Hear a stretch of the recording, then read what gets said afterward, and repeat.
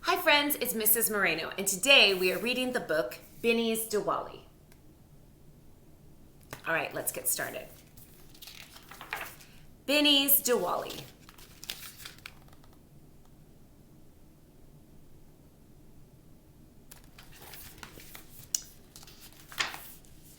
Binny woke up happy but nervous. It was her day to share about Diwali, the festival of lights. Since her class was learning about different celebrations, her teacher, Mr. Boomer, had asked her to talk about her favorite holiday. Last month, Sarah talked about Rosh Hashanah, and today it was Binny's turn. She hoped everything would go just as she and her teacher had planned.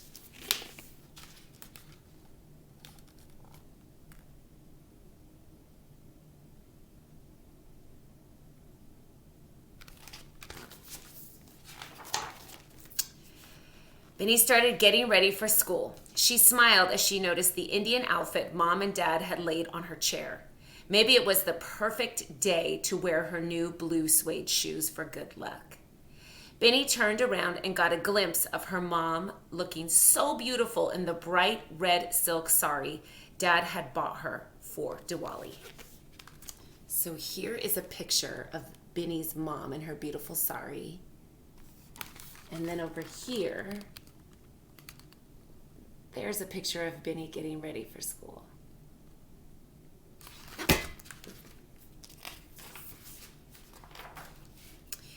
Everybody went shopping for Diwali.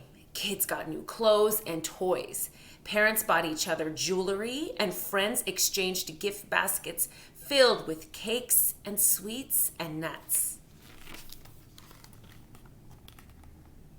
Everybody's shopping.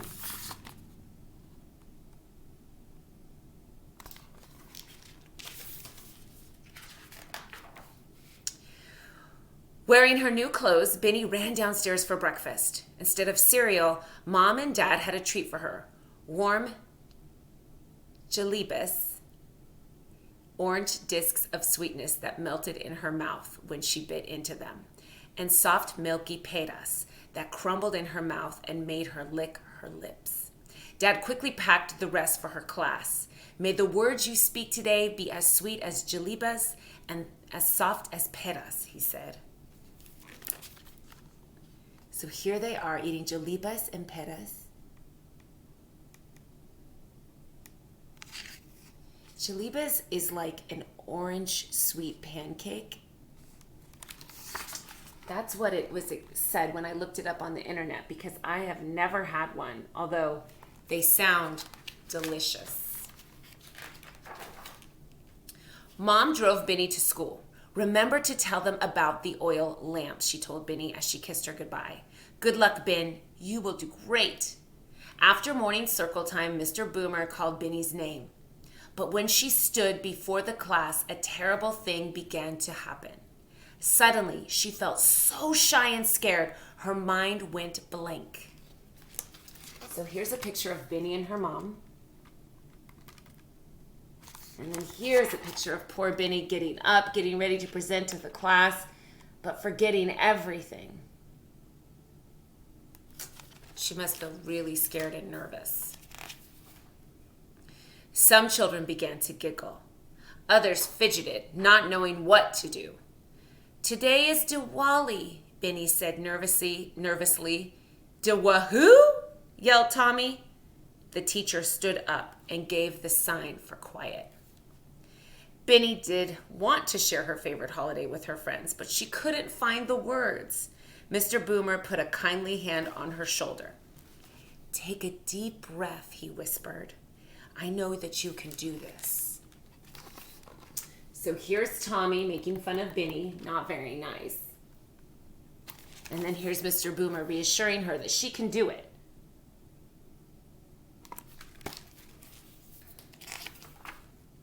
Just then, Binny remembered what Mom had told her about the lamps. To celebrate Diwali, people lit little oil lamps called diyas and put them by their front door to guide good luck into their homes and chase away the darkness. All over the world, Diwali marked the victory of goodness and light. Here's Binny deep in thought, remembering that. And then here's a beautiful picture of all the people at their front doors with the lights. Doesn't it look like a beautiful celebration? Binny now knew what to say. Diwali is the festival of lights. It is a Hindu holiday that lasts 5 days, and it celebrates the victory of goodness and hope. She told them about the fireworks, how they whistled through the air and burst like stars in the night sky, leaving streaks of gold, red, and green. She described the sparklers Dad lit in the yard, how she would make figure eights with them, the golden sparks flying like a flower. Mr. Boomer brought over the streamers that Binny had made. She took out some colorful glitter and asked Juliet and Asia to help her make them brighter. That looks so fun.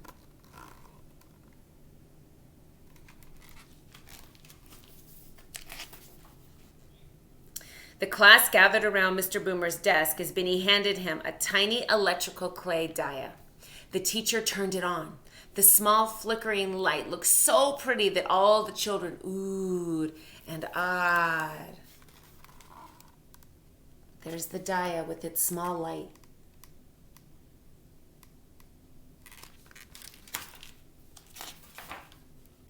Binny told them that if on Diwali you looked down from an airplane, you'd see the city shine like a diamond, light shimmering everywhere you looked.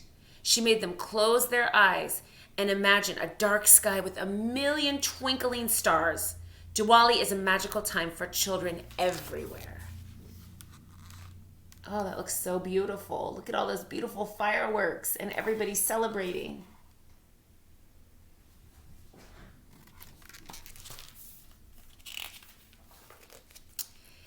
Binny had one more thing to show them, the best thing of all. She took out a bag of colored powder, red, blue, yellow, purple, green, and orange, and sprinkled them onto the floor. First, she drew a flower with the powdered chalk. Then she used it to write, "Happy Diwali to all." So here's her beautiful finished product. Here's the powder. Happy Diwali to all.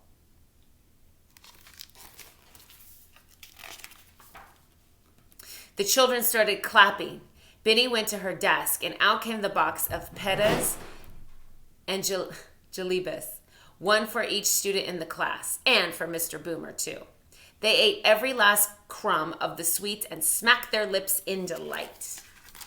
Ooh, everyone enjoyed it. Looks so yummy.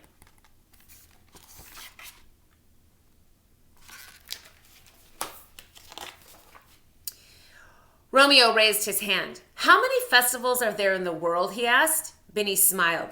"Thousands of them," she said, "and they are all beautiful in their own way." Mr. Boomer leaned over to Binny and said, "Great job." She grinned from ear to ear.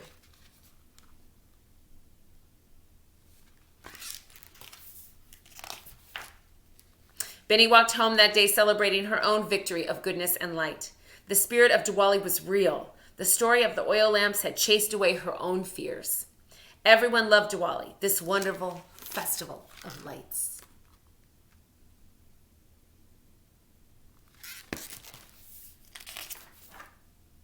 And that's the end of our story for today, friends. Again, that's Binny's Diwali. I'll see you tomorrow.